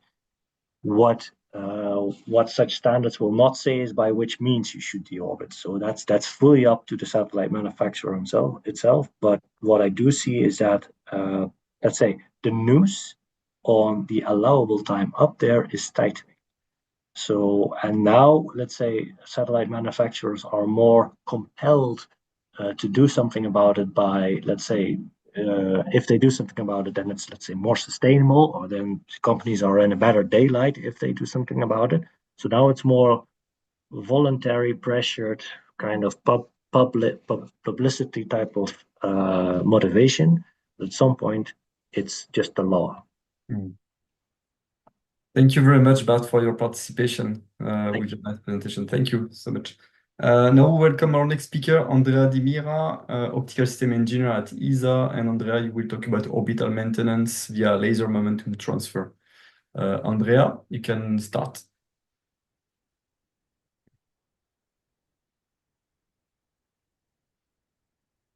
Thank you very much. Jeremy, can you confirm you can see my screen? Yes, can start. Thank you. Thank you. Good afternoon, everyone. I am Andrea Di Mira, and I work at European Space Operations Center in Germany, in Darmstadt. And today I would like to present on behalf of the Space Safety Program from ESA and also several industries, entities in Europe, the concept of laser momentum transfer for orbital maintenance. What I would cover today is just a brief introduction on the concept. What are the first steps and studies that ESA injected on laser momentum transfer, and just an overview of some subsystems for the on-net engineering stations. And then I will conclude my talk with some final, let's say, with an outlook, basically, in summary. So, as already discussed in many talks today, we are all aware that the population of debris in orbit is increasing. I reported here some statistics from basically from DiscusWeb on the number of objects. I don't need to read all the details here, but the key message is we have a lot of objects, and so it's important to find mitigation strategies, and the trend is increasing, basically. So what could we do? Because the impact on active satellites is also quite strong. There is an increasing number of conjunction warnings, and also the risk is amplified by events, fragmentation events, and the increasing number of large constellations. This results in an increase in the number of collision avoidance maneuvers that are expensive in terms of overhead and limit the available lifetime of our satellites. So one possible step to improve the situation is to better monitor, better characterize objects. And there have been some already mentioned today, some techniques we could exploit, focusing on the ground today, basically radar, passive detection via optical telescopes, but also laser ranging. Laser ranging is a well-established technique that enables millimeter level accuracy in orbit determination. And basically, there are several laser ranging stations, and this one that you see on the slide is an example of a robotic station complex deployed on Tenerife with the recently integrated high-power transmitter Itzania 2. So this is Itzania 1 and Itzania 2 systems from ESA. And both together are able to track space debris, basically, non-cooperative targets. But as a step further, we could consider ground-based laser technology also for imparting momentum. So for slightly modifying orbits for those objects that are predicted to be in conjunction with an active satellite. So the idea is to illuminate space debris with high power or high energy laser in order to modify their orbit and increase the missed distance between an active satellite and a debris. There are two main mechanisms that could be exploited. Ablation, which consists in transmitting high energetic pulses in the order of 10 or 20 kilojoule per pulse in order to generate basically an injection of material and a recoil momentum, which is very effective, but also, we believe, still not well controllable from ground. Therefore, we focus also on photon pressure, which is based on applying tiny pushes, exploiting photon absorption and reflection from the targets. And this, if applied several, let's say, few revolutions before a collision, this could basically replace a collision avoidance maneuver from active satellite using onboard fuel. So you see also a kind of a business case. Indeed, ESA space safety program is focusing on the establishment of services for ephemeris provision and collision avoidance, replacing expensive maneuvers. Now, there have been a few activities from ESA. The first step in this direction was a few years ago, the laser ranging and momentum transfer systems evolution study from DLR. In this study, the feasibility of this concept was analyzed. It was a comprehensive activity focusing on a subset of the population in LEO with specific orbits and specific characteristics, a population of 9,000 object roughly, and basically they considered also the debris population modeling, laser propagation through the atmosphere, networks, and operational constraints. I report here a paper which summarizes very well the study from DLR and what was the outcome there. One of the key messages is that it is feasible, according to the simulations executed in the frame of this activity, to slightly modify, imparting basically velocity changes to the debris in the order of 10 micrometers per second to most of the objects selected. And this was quite interesting, as this shows the feasibility of the concept and allows us also to design a ground station that could potentially meet this requirement. Indeed, ground station could be based on a source of a high power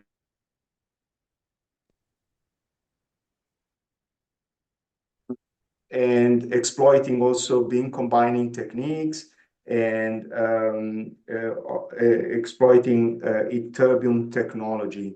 Also heavily dependent on adaptive optics in order to improve and to correct the effects of the atmospheric turbulence while propagating. The beam gets distorted, and therefore this system would be based on a large telescope of 2.5 meters diameter and a specific adaptive optics solution based on 2 loops for the pre-compensation of the uplink and at the same time for improving basically the signal, the sunlight reflected from the debris to measure tip tilt and also to reduce the tracking accuracy to 0.1 arc seconds. So as a next step, ESA then initiated last year in 2024 the OMLET activity. OMLET stands for Orbital Maintenance via Laser Momentum Transfer. We also identified a mission statement for this, which consists in monitoring with high accuracy and modifying basically the debris trajectories using high power lasers from ground, and in order to have a safer environment in orbit and also to save costs, as I mentioned before, as a potential alternative. Between the main objectives of this study, we focus on currently on the station requirements, which we flow down to subsystems, the elaboration of a preliminary concept design, and then also some critical gaps that we need to cover in the next phase. Indeed, we are preparing for the next phase of this activity, phase B2. And this is a hot topic in the agency currently. After the ministerial, we are writing basically a proposal for the program. This is the consortium of OMLET. It's, as I mentioned, several very valuable industries in Europe are involved, and also DLR primes the activity for studying the different subsystems. And just to show a few highlights about a potential OMLET engineering station, a laser source could be based on, since there is no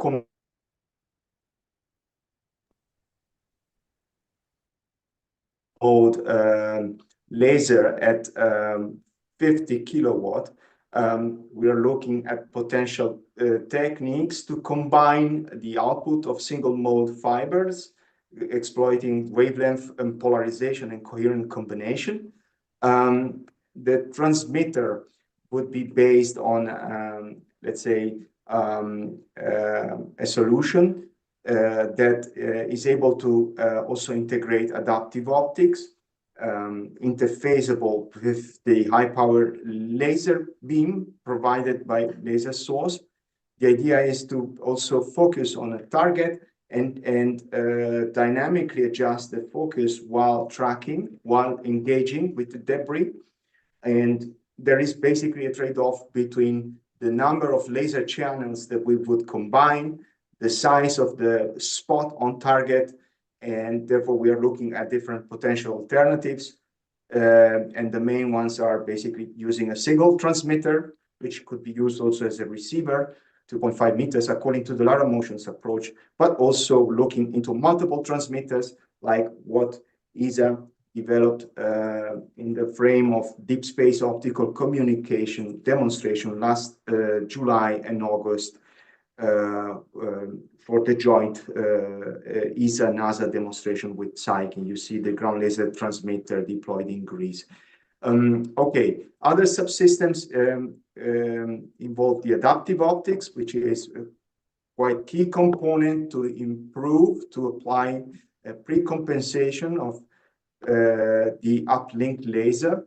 We need to develop such a system at multi-kilowatt level. We need to pre-compensate high power beams.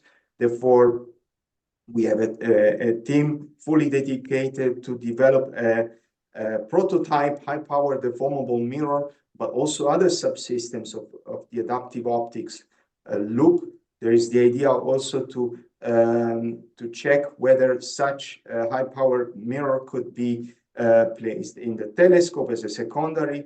We are still working on that with industry, and we will prepare the next steps also for the phase B2. Also, maneuvers need to be monitored. We want to be able to control the maneuvers and have some sort of feedback. And therefore, we use optical search and guidance and monitoring system, which could be based on passive detection, laser ranging, and light curve measurements.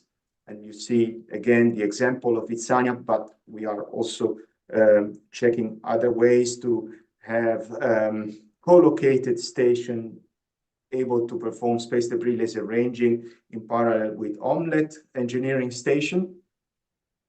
And last but not least, once we're already looking at possibilities to verify such a system in laboratory experiments, where we basically want to confirm the theory with the actual results from the photon pressure and the laser matter interaction.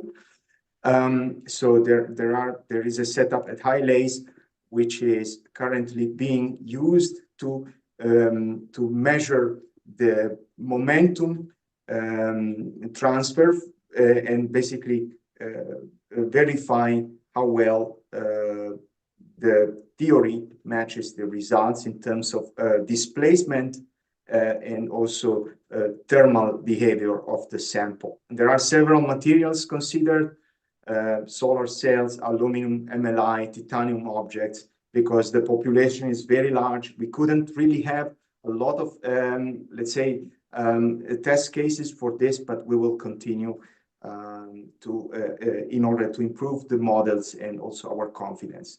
And also, one day we will also validate this in orbit, and therefore separated from Omelette, there was also another activity primed by GMV for in-orbit verification. So based on a formation of two satellites, one acts as a target from ground, and the other satellite is basically used to check what is the effect on the other satellites, which is being illuminated. Such a satellite could also be used to characterize the adaptive optics system of the Omelette engineering station. There are also in parallel other activities to consider basically the effects of specular back reflections from irradiated debris, the thermal stability of the engaged objects, and nonlinear effects like thermal blooming when we propagate 40, 50 kilowatt of laser light through the atmosphere to illuminate a debris in LEO. Also, we want to integrate in one day the Omelette engineering station to the networks of space debris laser ranging and also the end users, the satellite operators. So the concept of operation, together also with the legal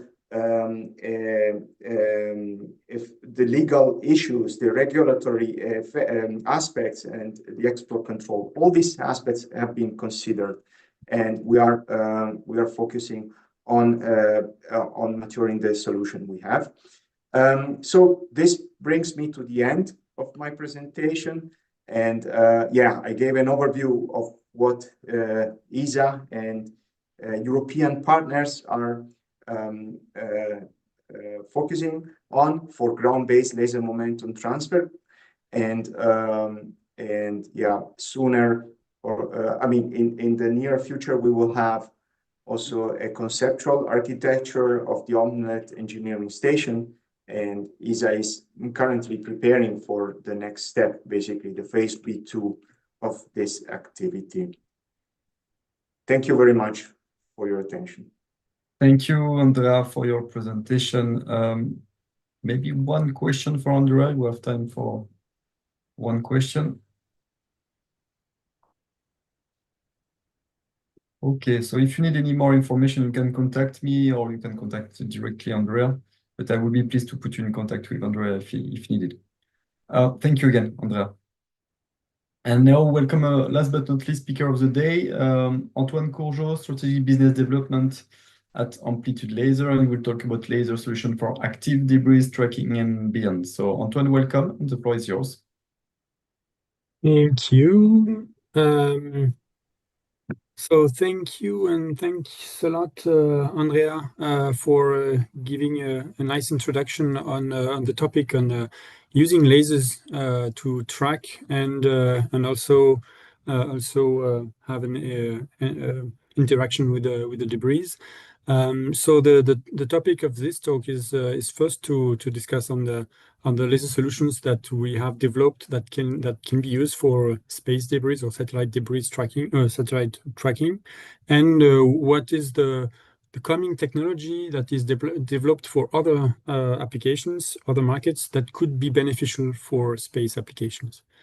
So Amplitude is now a close to 25 years old company with 400 people worldwide, with two main factories in France, one in Paris and one in Bordeaux.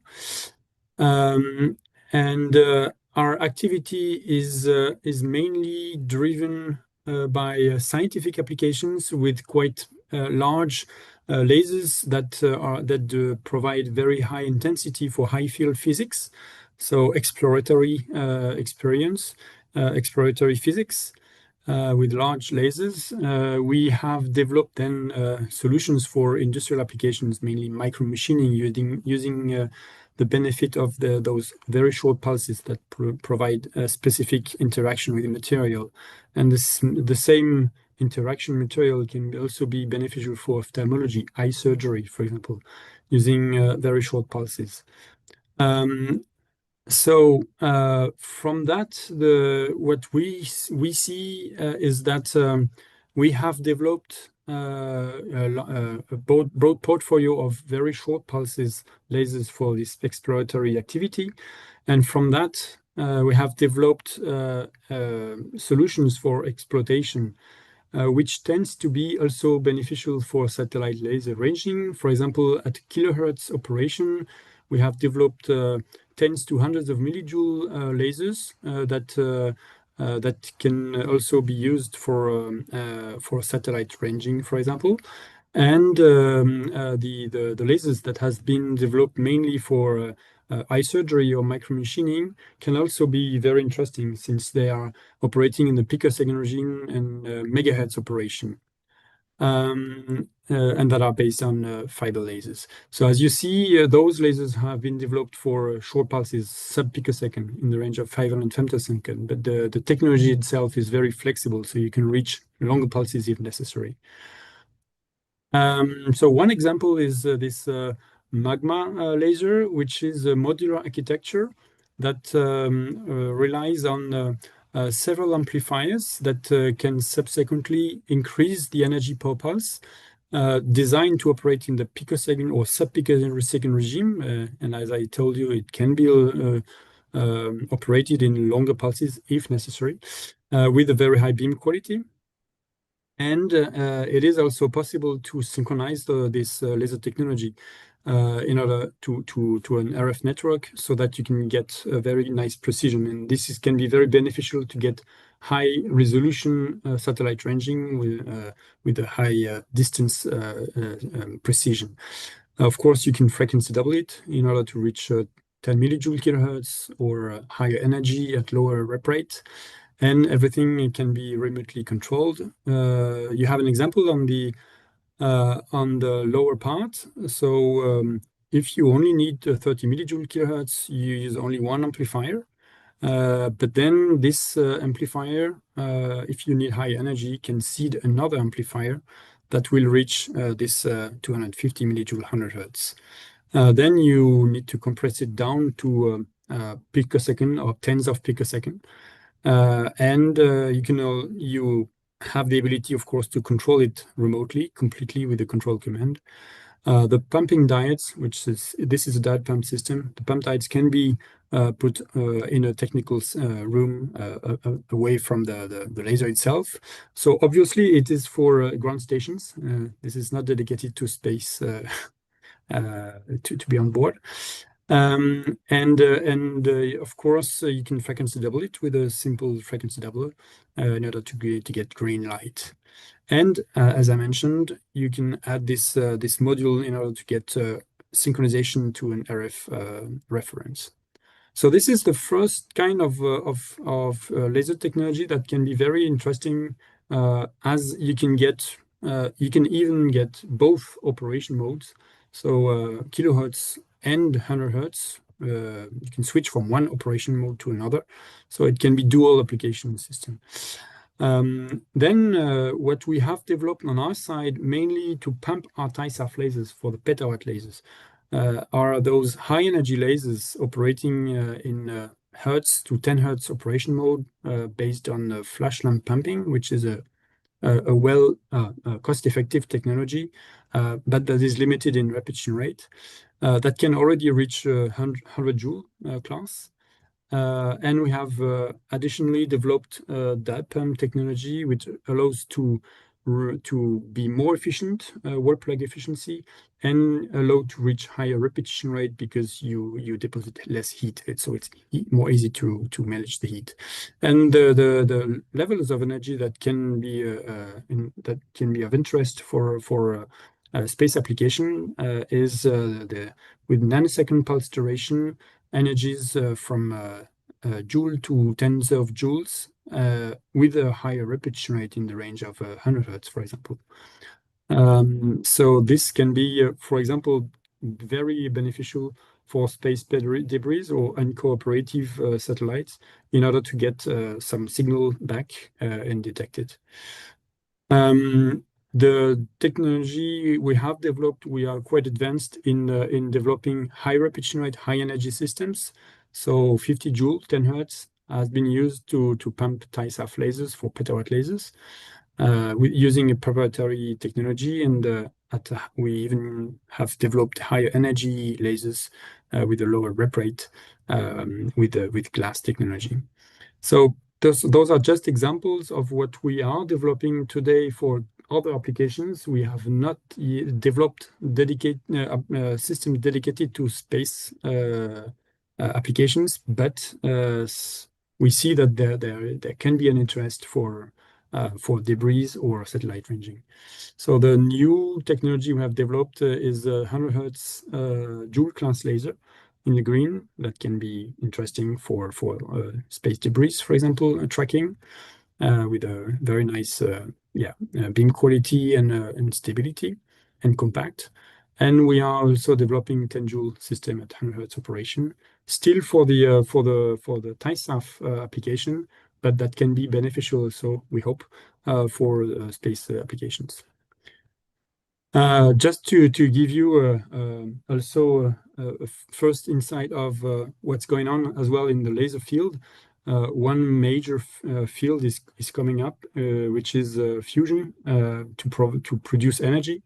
Where we are deeply involved in, where the community is asking for kilojoule class lasers, first at shot per minute for research purpose, where you combine incoherently many lasers, about 30 kilojoule lasers, on a target in order to explore the physics and define the best strategy in order to reach the gain for the fusion, inertial fusion, that require nanosecond or picosecond regime system. But the next step that is already planned is to develop diode pump technology in order to get high warp lag efficiency and a higher repetition rate in the other or the 10 hertz operation with kilojoule pulse energy, which we believe could also be beneficial, as Andrea mentioned, for laser momentum application, since the need is in the range of kilojoule class. That's the time frame or the timeline today is in the range of 2028, 2030. We already have some designs. I mean, we are developing it for the research facilities today and in the future for the power plants. So if fusion, commercial fusion is a success, then you might prepare yourself to see this technology available for other applications as well. So yeah, to summarize, what we cannot identify as different laser technologies that could be of interest for space applications on ground stations, of course, are on the megahertz, kilohertz range for ranging, and probably at higher energy could be also interesting for laser momentum applications. And with that, thank you for your attention. Hope you find it interesting.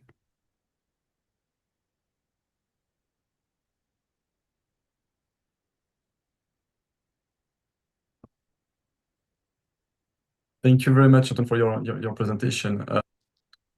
So thank you, Antoine.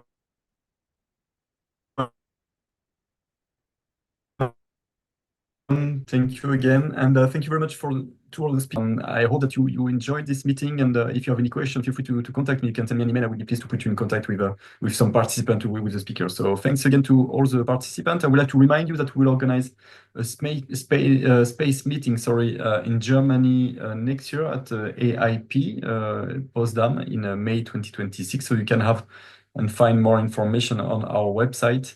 So feel free to have a look, and if you want to participate, you can send me an email. And yeah, so thank you again. You can also answer to the poll right now. It's always interesting and very valuable for us to get your feedback about our meeting.